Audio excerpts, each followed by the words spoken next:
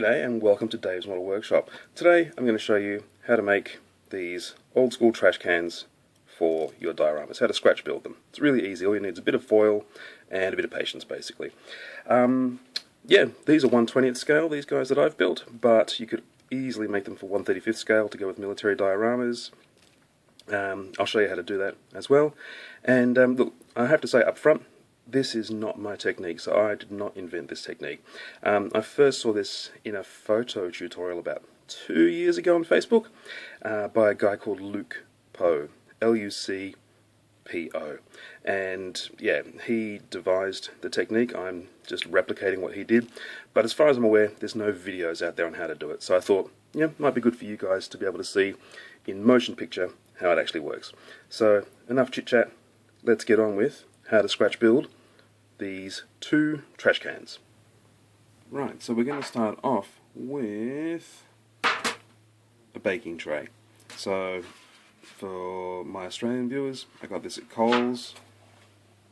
It's a cook and dine foil platter, 5 packs, about $4. Anything kind of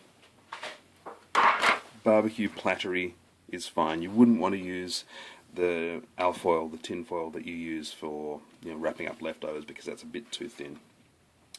And basically we just want to cut it to size. So I've already done one, I'm going to do another one. It's for my 1/20th scale rubbish bin, trash bin. It is 8 centimeters, 80 millimeters by, what are we talking about? 3.75, or let's just call it 4 centimeters. So 80 millimeters by 40 millimeters. If you wanted to do it in 1/35th scale, it is, I've worked it out for you, it's about 2.1, 2.2 centimeters by 4.5 centimeters. So I hope that helps. Alright, so I'm just going to cut here using some sharp scissors, and I want it to be to a depth of 4 centimeters. I already know that's 8 centimeters there. Yeah, pretty good. I'm just going to put a little mark here. And I could try and get in with my scissors, but it's a bit tricky, so I'm just going to cut it with a fairly blunt scalpel.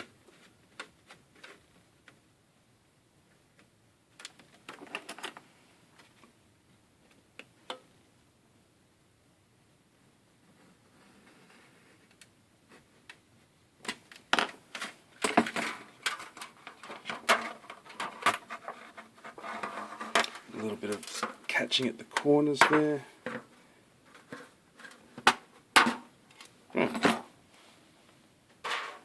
Here is my 8 by 4 centimeter piece of alfoil. The next step is to just reinforce the top and bottom, just to give it a little bit more strength. Look, you don't have to do this. I would recommend it, but it's not essential. And all we're doing is like about 1.5 millimeters or so. 2 millimeters, doesn't have to be precise. But what you do want to be precise is a nice clean fold. You don't want that sort of ragged edge, that's not going to look great. Again, using my fairly blunt scalpel here, and a nice flat metal ruler. So that's at about a 90-degree angle now. Now I'm just going to try and flatten it down. Bang.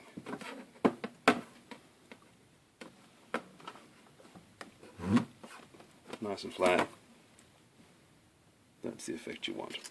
I'll do the same on the other side. Right, so here is the body of our trash can, ready to be made. So reinforced top and bottom.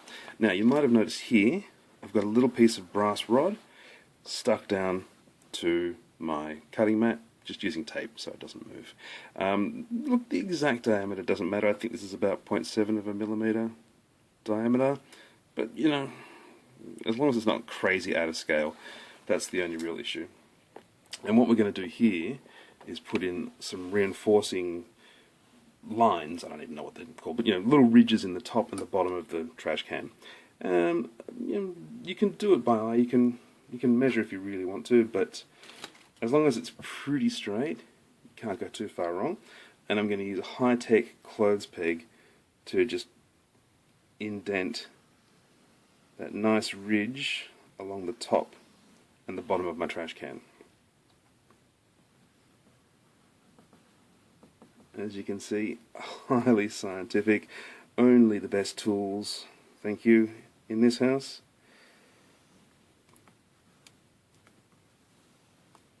A little bit of curvature there, but I can live with that. So there's a nice ridge on the top. Don't worry about these lines here, you won't see them in the end. Same for the bottom, about the same distance from the bottom as you did on the top. Looks about right.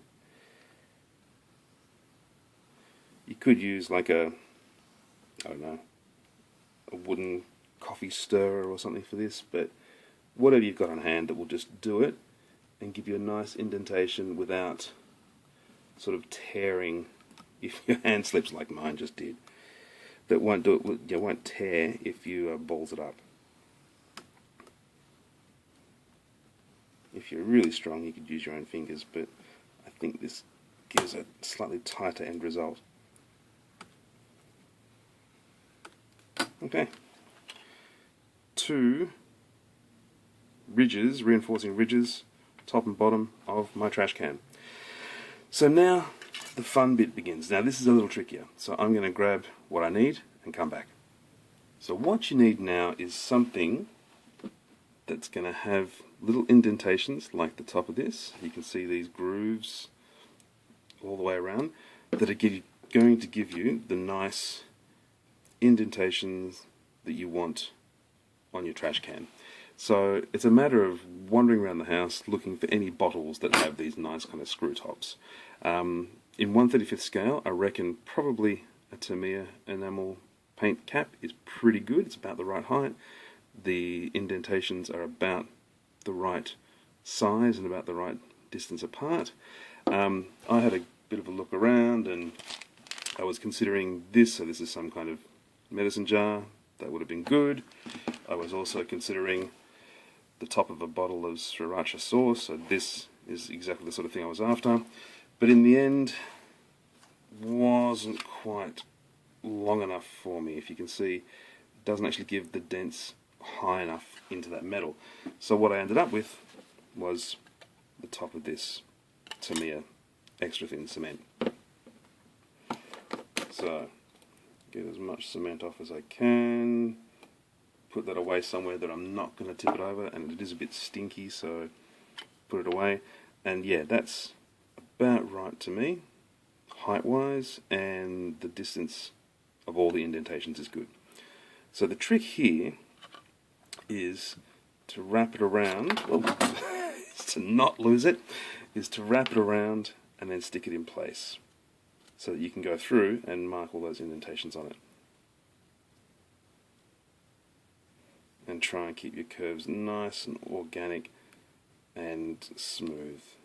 It tends to want to give you these kind of denty curves like this little bit just here. So what you can do. It's tough.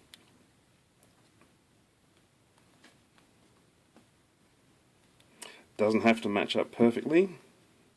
Obviously that's not the same circumference as the metal that I'm working with. But what you do want is, yeah, something that you can get in like that, that's going to give you a good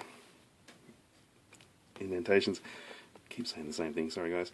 And then you want to try and stick it down with some sticky tape.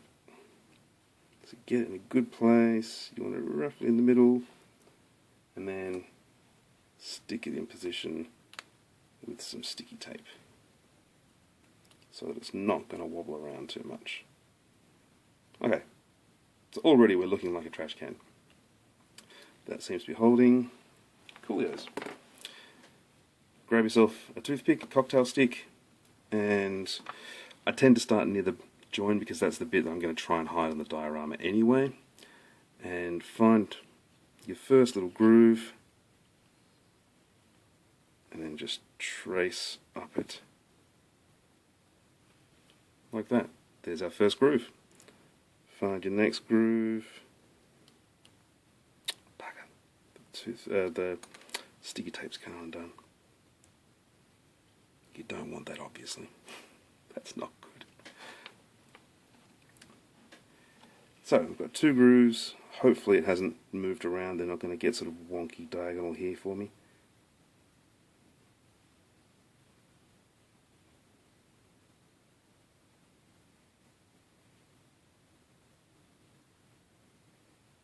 And just trace your grooves.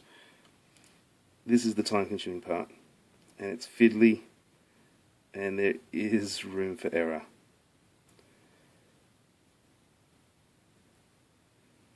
You want to keep all the tops and bottoms about the same spot. So you don't want to go too high, you don't want to go too low. Can you see the light there? I hope you can.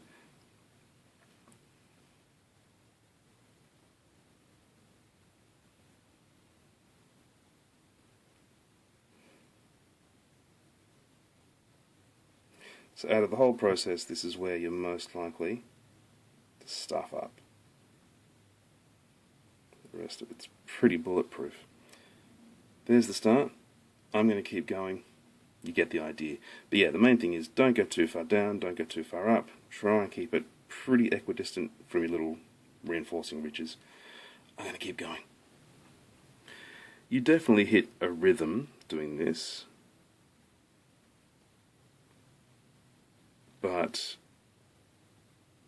even then, pay close attention because it's so easy to stuff it up. So yeah, this is going to send you all over the house looking for lids that will work nicely, that will give you the right spacing. These are maybe a tiny bit too close together, maybe, I don't know. But, you know, this is the closest I could find, and I'm happy with it. Who's to say that they didn't produce trash cans like this? Eh? Eh?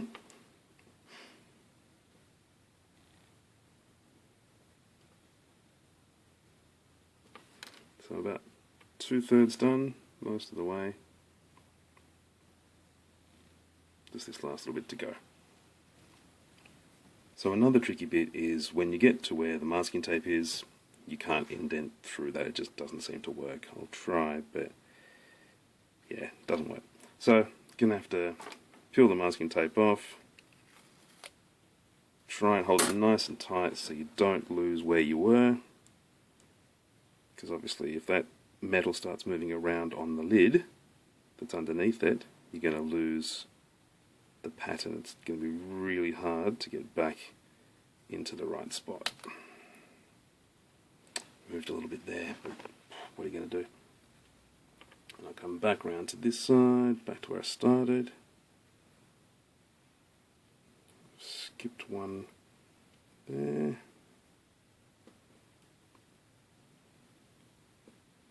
Cool.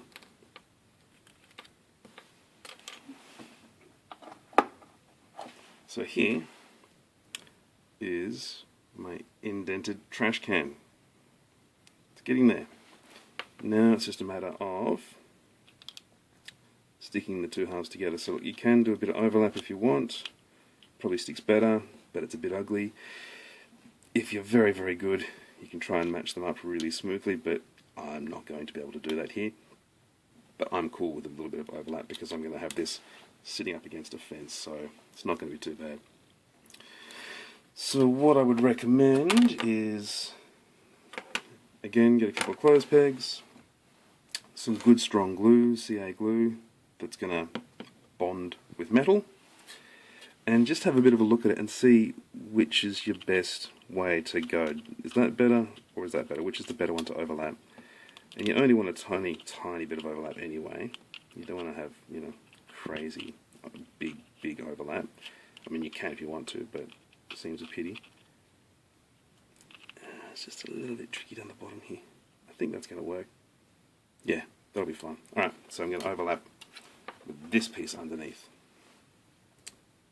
Bit of glue. My hands are slightly shaking after doing that indenting with the toothpick because it's really fiddly. You get a bit stressed doing it. It's ridiculous, isn't it? Okay, I've gotten glue everywhere. After so many years, I still get glue all over myself. Whenever I use super glue. CA glue. Every time. Every bloody time. So get it to a place where you're happy. Use your clothes pegs to stick it together. And then just leave it to let that glue do its work. There's a bit of a bulge here that I'm not a fan of, but I am going to be hiding that seam. I'm going to leave that for a few minutes. In the meantime, I'm going to start working on some handles for it. So I'm going to put little carry handles either side. So grab yourself some wire of a roughly correct gauge. Snip off 2 pieces. They're about, what, 2 centimeters long each. Try and straighten them out just a wee bit. Doesn't have to be perfect by a long shot here. Still quite a lot of bend there. And then grab some pliers or tweezers or something and just mold that into nice little rectangular carry handles. It's not quite a 90-degree angle there. Okay. My hands are in focus here and not the rubbish bin.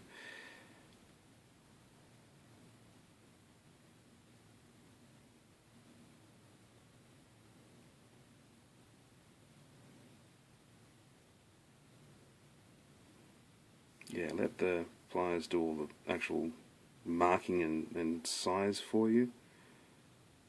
And just keep all your angles at 90 degrees.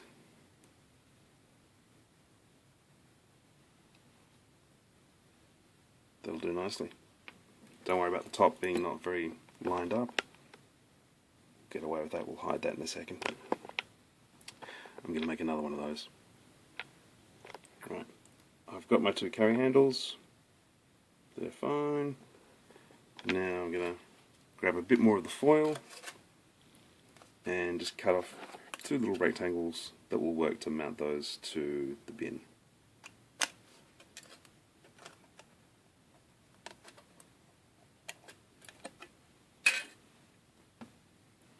Try and make them equal size and straight. Done.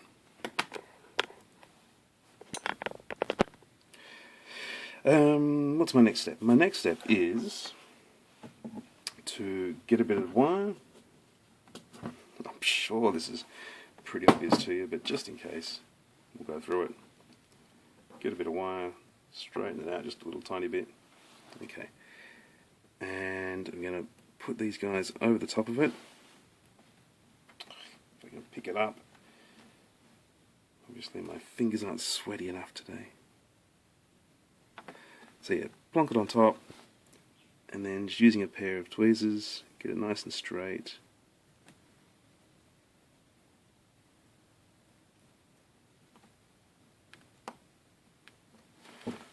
Mold it so that we've got a nice little ridge for those handles to sit in.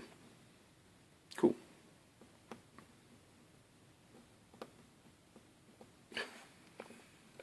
So hard to pick these up. Yeah, so that's one. Let's just zoom in a little bit here.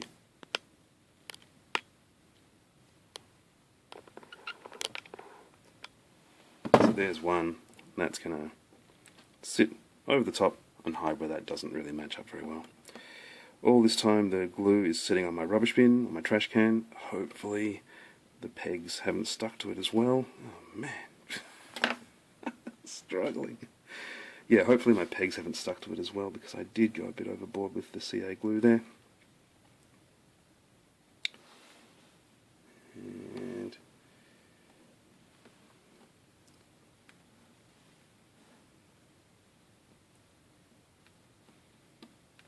there's our second handle mount, for want of a better word.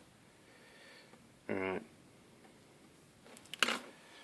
I am going to see how badly the glue has stuck to the bin.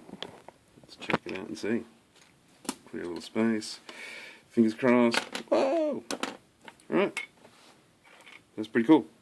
Bit of a weird wonko dent at the back here. It's kind of D-shaped rather than O-shaped. But easy enough to bend it out again. Same on this side. A little bit flat there where the joint is.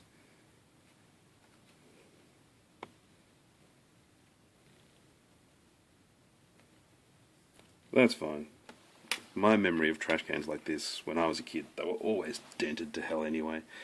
So, alright, we've got our seam. The seam is not the greatest, I'll be the first to admit. The seam is a little bit obvious.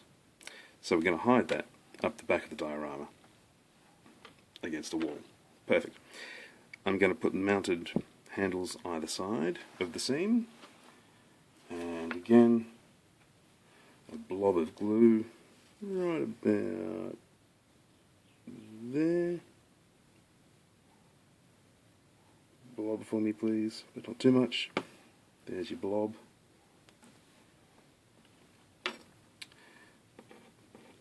Grab a handle. Oh man.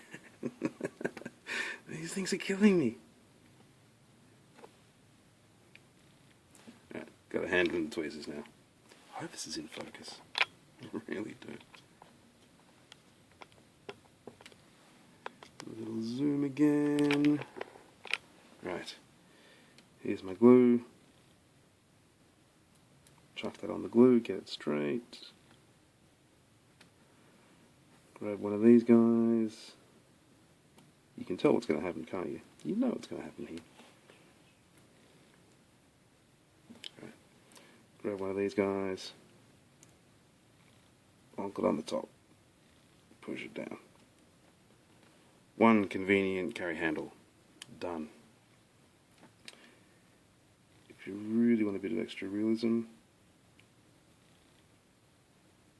I'd try and get that handle sticking out a tiny bit. All you can see is my finger, sorry.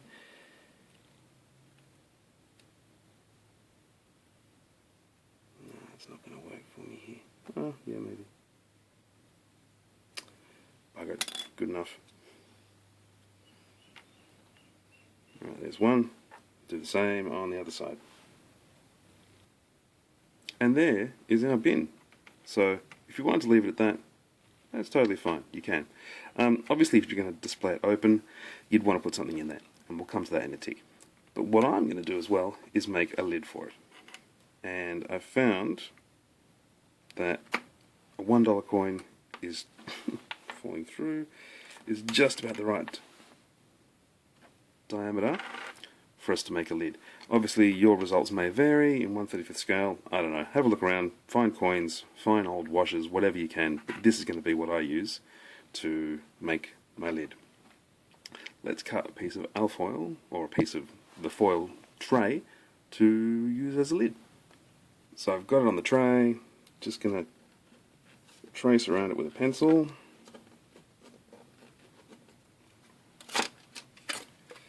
There is our rough shape. Don't worry, there's a bit of a wrinkle through it, it's fine. And obviously we want to cut around that. Let me zoom out again. Sorry, zooming in, zooming out. We want to cut around that, but not right up against it. We want to give it maybe 2 millimeters, 3 millimeters of extra material around the outside, because that's going to be the lip of our lid.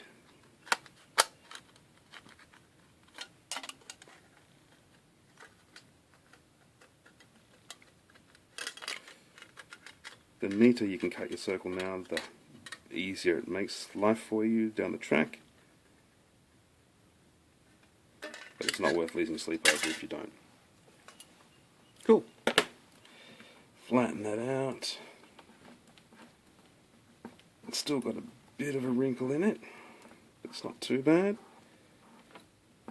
Yeah, I can pretty much live with that. And now, it's just a matter of getting your coin or washer or whatever you're using right in the middle, bang, dead center, and then, yep, cool, folding it around to make a lip. Don't worry, there's big chunky wrinkles in it right now. We'll deal with that.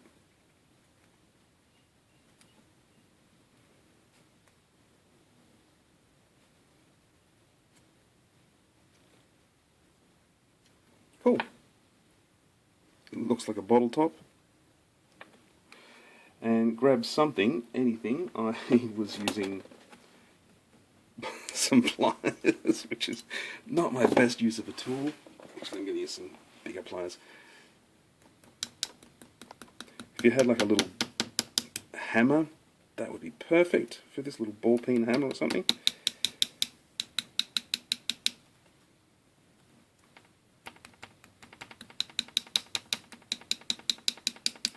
And you just want to sort of flatten out those wrinkles as much as you can. There are still going to be wrinkles, but if you can flatten it out as much as you can, you're in a pretty good place. Obviously, don't whack your finger either. And that's really wobbling my camera around. God, I don't know what this video is going to be like. It's going to be terrible. This bit, not so great. Let's take my hand off and see if that works. A little bit better. Sorry, guys.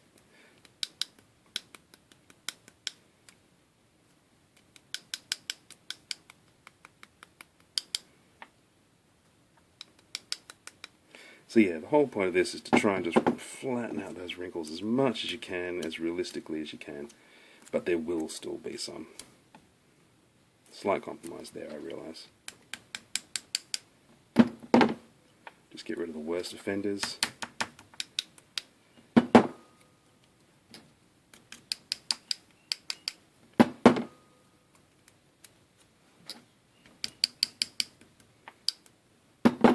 And you know, like you'll do one side and I'll appear the other side. It's a bit of a losing battle. That's not too bad. Alright. If it was really ragged, you could take your scissors and trim any excess. I hope this is in focus. I bet it bloody isn't. Trim any excess along the bottom here if you had to. But for me, I've been pretty lucky and that's worked out pretty well.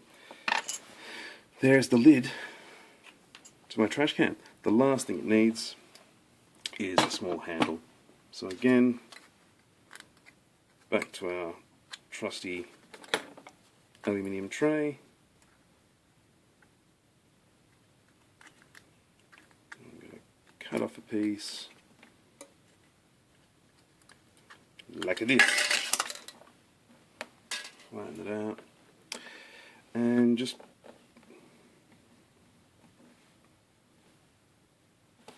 use some tweezers to make a handle.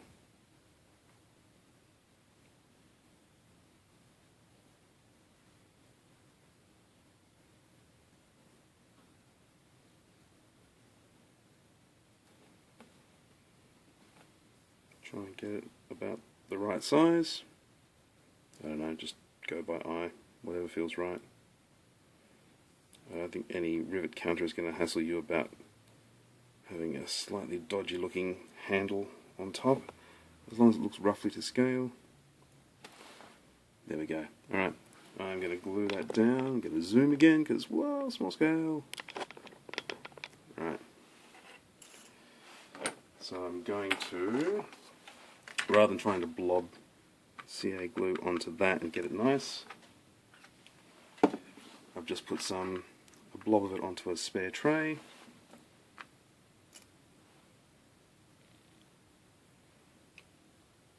Dip the flats of the handles in that. Get it right in the middle.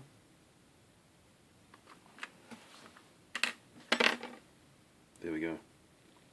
One dustbin lid. Slightly wrinkled around the edges, but one dustbin lid. Zooming out again. Does it fit? Let's see.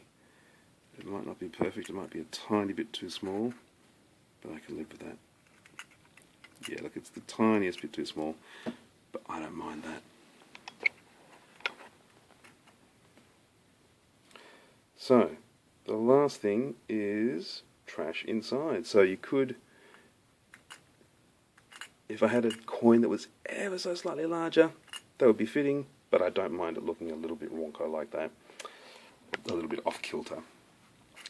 But yeah, let's do some rubbish to put inside. To model a rubbish bag inside the trash can, the easiest thing is to just buy some black rubbish bags. It's the same material and it looks the same in scale. Again, this is like $3-4 I think here in Australia, and there's a 20 pack. I'm never going to make so many bags of rubbish that I need to use all of this. I'm going to use one and the rest can actually be used. These are massive, my goodness. Hang on, I'll show you. It's 20 litres. This is it next to the bin. It's ridiculous. We only need a small bit.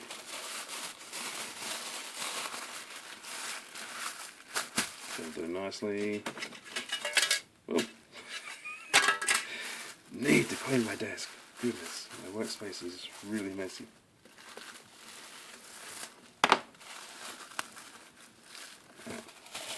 That'll do. And then you need a tissue. So obviously, make it work to the size that you're working to. This is probably a bit big actually. Might even go smaller again.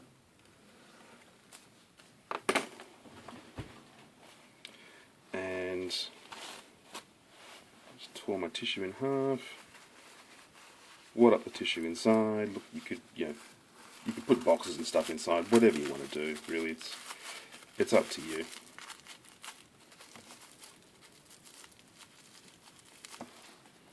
That's looking pretty good.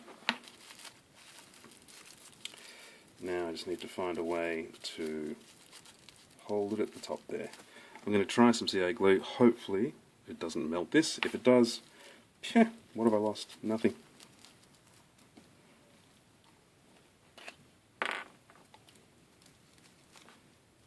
Actually, I think I need to tie something around that. Okay, I'm going to cut a piece of wire and tie it around. Hang on a second. Okay, I've got some finer gauge wire. You can see that it's a lot finer than the gauge that I used for the handles.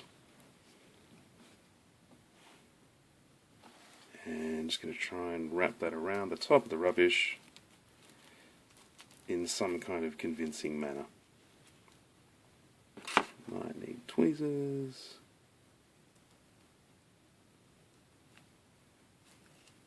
That might need to be painted to look like string or a bag tie. It would be good if it was on camera. Sorry, guys.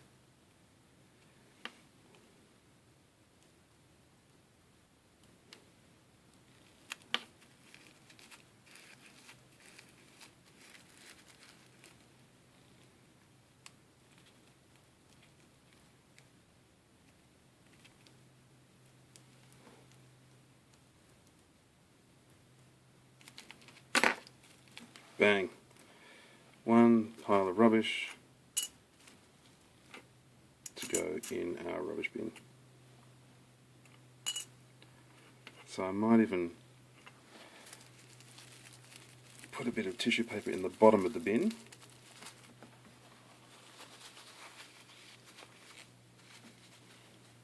To give us height.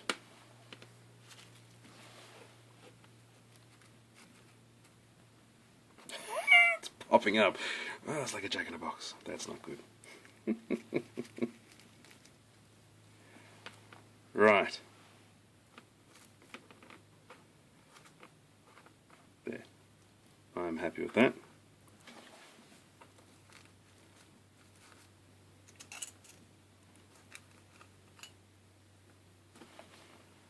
I'll keep playing with it.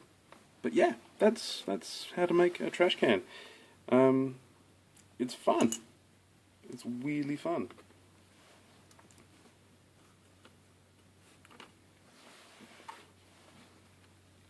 Can play with this for hours.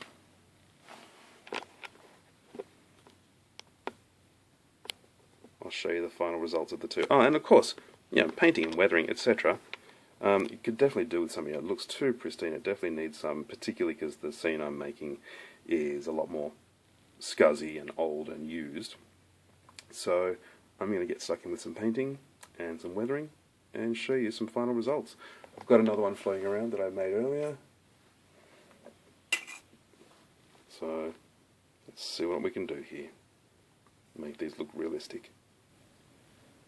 So this is them after a bit of weathering. So I've used a sort of brownish wash here and there to give browny stains. You can sort of see some of those. And I've also overall done a bit of an airbrushing with some AK Interactive burnt metal. So extreme metal, burnt metal. It's a nice sort of darkish metal colour. So I've mostly sprayed that sort of ground up just to give it a bit of tone, because otherwise they were a bit unrealistically shiny. You know, for something that looks quite beaten up, they were very, very shiny. That's the shiny unairbrushed version, and that's the dulled down version with a bit of that stuff, that burnt metal sprayed onto it. So look, I hope this has been helpful. If you've got any questions, please comment below. I'm very happy to answer. And again, I did want to just give full praise to the person who first thought of this, Luke Poe. Like I said, saw a photo tutorial, have never seen a video. I hope this isn't treading too much on his toes. Luke, if you're watching this, full respect to you, my friend, because your technique is a brilliant one. Alright guys, I hope this has been helpful, and I'll catch you next time on Dave's Model Workshop. See ya.